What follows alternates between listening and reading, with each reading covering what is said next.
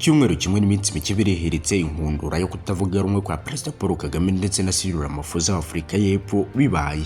Icyatera Ramaphosa guturitsa bombe y'amagambo kuri His Excellency Paul Kagame yari intimba yari iri gutigisa umutima we bwo kuvutswa amagara n'abari ingabo ze bari baragiye kugaragira Repubulika Iharanira Demokarasi ya Kongo mu buryo bwo kugarura amahoro n'abahumbezi mu burasirazuba bwa Kongo.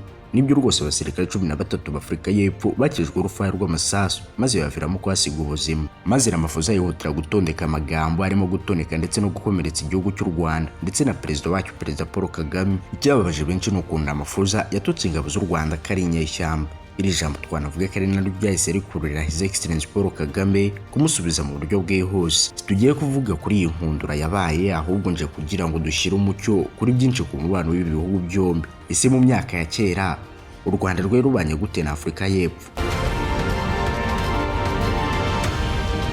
Turanagereranya ubudahangarwa ndetse n'ubushobozi bwa perezida bombi, ubwo ni His Excellency Paul Kagame w'u Rwanda ndetse na Cyril Ramaphosa w'Afurika y'Epfo. Turanarebera hamwe n'ubudahangarwa bw'ubukungu hagati y'ibi bihugu byombi.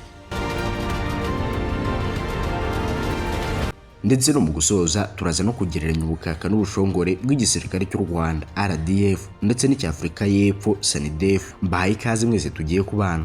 Ngiye mugiye kubana nk'ibisanzwe ni Habimana Jean Dodi. Iyi ni Deep Media TV, ku isoko y'isomero y'ibyegeranyo byiza bigezweho, dore ko twibanda ku busesenguzi n'ubusizi, imyidagaduro, politike ndetse n'ubuzima rusange bw'abaturage. Shyira umutima mu gitereko wongere volume, tubive muzi n'umuzingo, turebere hamwe umubano udasanzwe w'ibi bihugu byombi. Ndavuga u Rwanda ndetse na Afurika y'Epfo. Ubundi umubano w'u Rwanda na Afurika y'Epfo mu bihe bya kera wari nta makemwa, aho gucengana no gucocorana baterana amagambo byari inzozi hagati y'ibi bihugu byombi, dore ko diplomasi iciye mu mucyo ku bihugu byombi yari nta makemwa. U Rwanda na Afurika y'Epfo byagiye bisinyana amasezerano atandukanye agamije guteza imbere ubufatanye hagati y'ibi bihugu byombi mu nzego zigiye zitandukanye. Amwe muri ayo masezerano y'ingenzi twabwira nk'amasezerano y'ubufatanye mu bya diplomasi yasinywe mu mwaka w'1995 nyuma y'ihagarikwa rya politike ry'ivangura muri Afurika y'Epfo. U Rwanda na Afurika y'Epfo bashyizeho umubano wa diplomasi mu rwego rwo kubaka ubufatanye bushya. Amasezerano yandi yasinywe ni amasezerano y'ubufatanye mu by'ubucuruzi n'ishoramari yasinywe mu 2000. Aya masezerano yari agamije gushyiraho uburyo bushya bworoshye bwo gushora imari hagati y'ibihugu byombi hagamijwe guteza imbere ubucuruzi n'ishoramari. Nanone mu 2006 hasinywe amasezerano y'ubufatanye mu by'umutekano yari agamije gukomeza ubufatanye no kurwanya iterabwoba, ubucuruzi bwa magendu n'ibindi byaha byambukiranya imipaka. Tugere muri 2010 aho nabwo hasinywe amasezerano ajyanye n'ingendo zo mu kirere, dore ko ingendo z'indege hagati y'ibihugu byombi aribwo zatangiye, ari naho serivisi za Rwandair zahise zitangira gukorera. Ingendo rwose zayo zigera muri Afurika y'Epfo. Dusimbuke gato tugere ku masezerano yasinywe mu mwaka wa 2013, akaba yari amasezerano y'ubufatanye mu by'uburezi n'ubumenyi yafashije mu guhanahana abanyeshuri ndetse n'abashakashatsi no guteza imbere ubufatanye hagati ya za kaminuza. Ayo rwose namwe mu masezerano yagiye asinywa hagati y'u Rwanda na Afurika y'Epfo mu bihe byashize. Ariko sinaya gusa, dore ko hari n'andi menshi cyane ajyanye n'ubutwererane mu bindi bice by'iterambere. Ibi byose rero byerekana umubano mwiza kandi wihariye ibi bihugu byagiranye mu myaka yashize.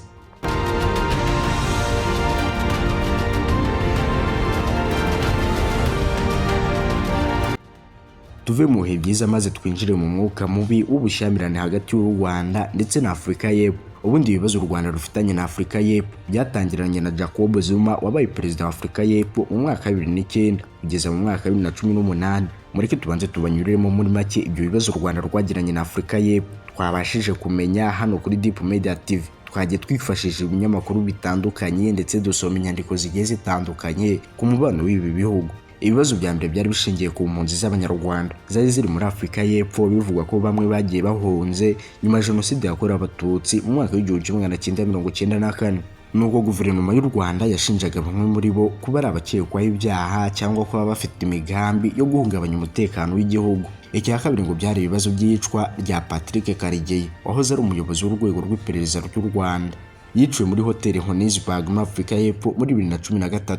Leta y'u Rwanda yashinjije Afurika y'Epfo kugira uruhare muri ubwo bwicanyi, icyemezo cyateje umwuka mubi hagati y'ibihugu byombi. Ibyo byari nyuma y'aho Afurika y'Epfo yirukanye abadiplomate b'u Rwanda muri Afurika y'Epfo. U Rwanda narwo ruhita rwirukira kwirukana ab'Afurika y'Epfo i Kigali. Ibindi bibazo bapfuye ryari ishinjwa rya Afurika y'Epfo mu gucumbikira abashakaga guhungabanya umutekano w'u Rwanda. U Rwanda rwashinjije Afurika y'Epfo guha ubuhungiro barimo Kayumba Nyamwasa wahoze ari Generali mu ngabo z'u Rwanda, ariko bakaba ari umwe mu bayobozi b'ishyaka RNC Rwanda National Congress ryagiye rishinjwa kugaba ibitero ku Rwanda mu bihe bitandukanye. Kayumba Nyamwasa rero yageragejwe kwicwa muri Afurika y'Epfo. Icyo gihe Afurika y'Epfo ishinja u Rwanda kugira uruhare muri ubwo bugizi bwa nabi.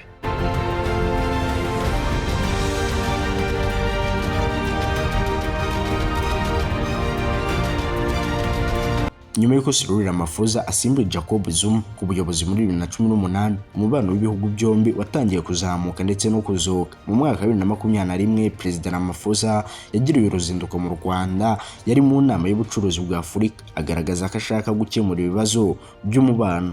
Rero mu mwaka wa 2023, abayobozi b'ibihugu byombi bagiranye ibiganiro byisumbuyeho bigamije kongera gutsura umubano wa diplomasi n'ubucuruzi. Nyuma y'irisubukurwa ku mubano w'ibihugu byombi muri uyu mwaka wa 2025, ibihugu byombi byongeye gukozanyaho. Iyi nkundura mwese murayize sinshaka kongera kuyivugaho, reka ahubwo twigereranyiriza ubushobozi bwa Perezida wa Afurika y'Epfo Cyril Ramaphosa ndetse n'ubwa Perezida w'u Rwanda Paul Kagame, dore ko batandukanye cyane bishingiye ku bukungu bw'ibihugu byabo, umutungo bwite n'ibindi bigiye bitandukanye. Aribyo ngira ngo turebeho. Icya mbere turareba ku bushobozi bw'ibihugu byombi, GDP, ubukungu bwabo, aho Afurika y'Epfo ifite ubukungu bunini kurusha ubw'u Rwanda kuko GDP yayo iri hejuru cyane, dore ko mu mwaka wa 2024 GDP ya Afurika y'Epfo yari iri hagati ya miliyari 400 z'amadolari. Ikaba ari nayo yari ifite ubukungu bwa mbere muri Afurika hose. Ifite inganda zikomeye, ubucuruzi mpuzamahanga na serivisi nyinshi zigiye zitandukanye. Naho u Rwanda ubukungu bwarwo burimo kuzamuka, ariko buracyari hasi ugereranyije na Afurika y'Epfo, aho GDP y'u Rwanda iri hafi miliyari 14 z'amadolari. U Rwanda rufite iterambere ryihuse cyane mu bijyanye n'ikoranabuhanga, ubukerarugendo n'imitangire za serivisi.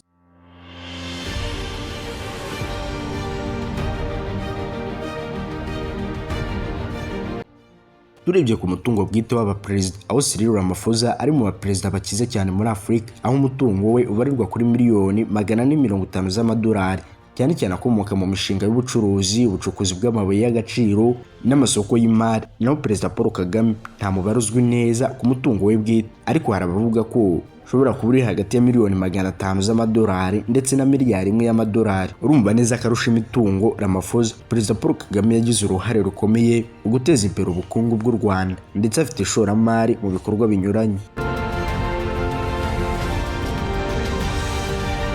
Mureke noneho turebe imbaraga za politiki ndetse n'ubuyobozi, aho Cyril Ramaphosa afite ubushobozi buhambaye, ariko bigendanye n'uko Afurika y'Epfo ari igihugu gifite demokarasi ikomeye n'inzego zikomeye, aho ububasha bwe bushobora kugabanuka bitewe n'igitutu cya politiki n'imitwe ya politiki ihangana cyane. Naho Perezida Paul Kagame ni umwe mu bayobozi bafite ijambo rikomeye muri Afurika, afite imbaraga nyinshi mu gihugu, aho ubuyobozi bwe bushingiye ku miyoborere yihariye yagaragaje impinduka zikomeye mu Rwanda. Noneho mureke tunareba uruhare rw'ibi bihugu mu ruhando mpuzamahanga, aho Afurika y'Epfo ifite ijambo rikomeye ku ruhando mpuzamahanga. Twabwira ko iri mu bihugu bya BRICS hamwe n'Ubushinwa, Uburusiya ndetse n'Ubuhinde na Brazil. Ni igihugu gifite ijambo mu bijyanye n'imari n'ubucuruzi mpuzamahanga. Naho u Rwanda, nubwo ubukungu bw'u Rwanda ari buto, Kagame afite ijambo rikomeye ku rwego mpuzamahanga kubera imiyoborere ye n'uruhare mu bibazo bya Afurika. Yagize uruhare mu biganiro by'amahoro nko gutanga ubufasha bw'ingabo muri Central Africa ndetse na Mozambique. Muri rusange mu bijyanye n'ubukungu, Cyril Ramaphosa arusha Perezida Paul Kagame kuko ayoboye igihugu gifite GDP nini cyane, ariko ku mitungo bwite yabo Perezida Paul Kagame akaba arusha Ramaphosa, nubwo Ramaphosa azwi cyane nk'umucuruzi ukomeye cyane muri Afurika y'Epfo. Ikindi kandi mu miyoborere Perezida Paul Kagame afite ijambo rikomeye cyane imbere mu gihugu no ku rwego rwa Afurika. Naho Ramaphosa afite imbaraga, ariko agengwa cyane n'amategeko n'imitwe ya politiki yo muri Afurika y'Epfo.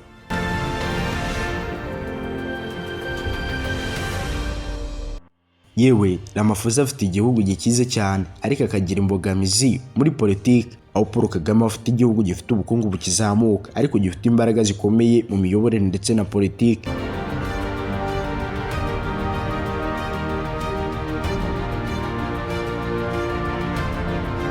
tuve ku bijyanye n'imbaraga, politike ndetse na diplomasi y'ibihugu byombi, maze ubundi twivugire ku gisirikare cy'u Rwanda RDF ndetse n'Icyafurika y'Epfo SANIDEF, dore ko bitandukanye cyane mu ngano, ubushobozi bwa gisirikare n'uruhare bigira mu bibazo mpuzamahanga. Niyo mpamvu twifuje kubakorera ikigereranyo mu ngabo zabo.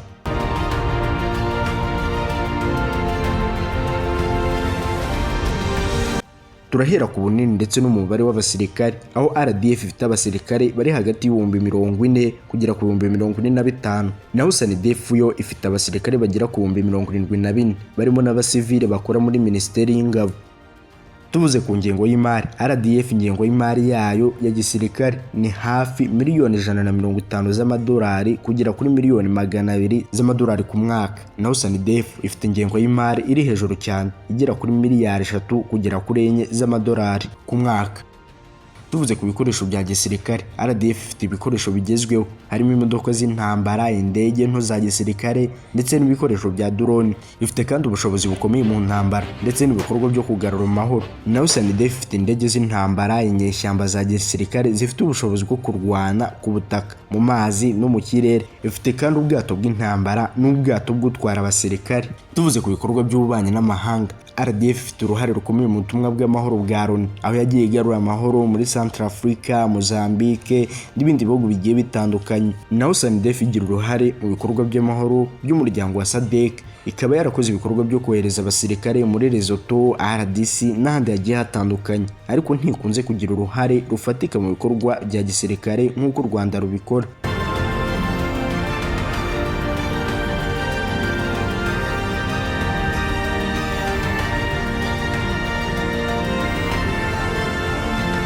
Tuvuze ku bunararibonye mu ntambara hagati y'ibihugu byombi, twabwira ko RDF ifite ubunararibonye bukomeye bwaturutse mu ntambara zo mu karere, harimo urugamba rwo kubohora igihugu mu 1990 kugeza mu mwaka wa 1994, ndetse n'ibikorwa bya gisirikare muri RDC mu 1996 kugeza mu mwaka wa 2003, no mu bikorwa bya gisirikare muri Mozambique ndetse na Centrafrica. Naho SANIDEF ntabwo ifite ubunararibonye bwinshi mu ntambara zigezweho, kuko itarwana intambara ikomeye kuva Afurika y'Epfo yakura ivanguramoko. Tuvuze gato ku myubakire y'igisirikare, RDF igizwe n'ibice bitatu bikomeye: ingabo zirwanira ku butaka, igisirikare kirwanira mu kirere n'igisirikare cy'inyamabanga cyangwa se Special Force. Naho SANIDEF igizwe n'ibice 4: ingabo zirwanira ku butaka, ingabo zirwanira mu kirere, igisirikare cyo mu mazi n'igice cya gisivile n'ubutabazi. Yewe igisirikare cya Afurika y'Epfo kirakomeye mu bijyanye n'ibikoresho, ingengo y'imari n'ubushobozi bw'ikoranabuhanga. Naho igisirikare cy'u Rwanda gifite ubunararibonye mu ntambara nyinshi, gikoresha ingengo y'imari nto ariko kikagira ibikorwa bifatika mu rwego mpuzamahanga.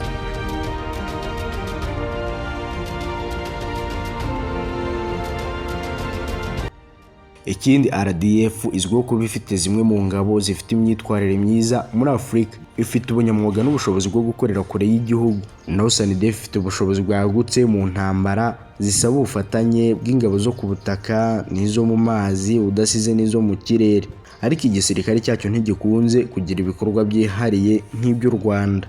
Iyo urebye ubushobozi bwo gukora ibikorwa bya gisirikare vuba kandi neza, RDF iri hejuru muri Afurika yo hagati n'iyo mu burasirazuba, na SANIDEF iguma ku rwego rwo hejuru mu bihugu bifite ingabo zikomeye ku mugabane. Ni nuko dusoje icyegeranyo cya none, gihe kibateguriye nkanakibagezaho nari Habimana Jean Dodier. Iyi ni Deep Media TV, ku isoko y'isomero y'ibyegeranyo byiza bigezweho, dore ko twibanda ku busesenguzi n'ubusizi mu myidagaduro, politiki ndetse n'ubuzima rusange bw'abaturage. Niba ukunze ibyo nkora, nagusaba gukora subscribe, ugasharinga iyi video, kandi ntibibagirwe gutanga igitekerezo cyawe muri comment. Bifurije guhatana no gutsinda mu buzima, nyagasana abarinde ibisazi n'ibisindisha, naho ibisasu byo ni isibanuro y'amateka ndetse na kamere ya muntu.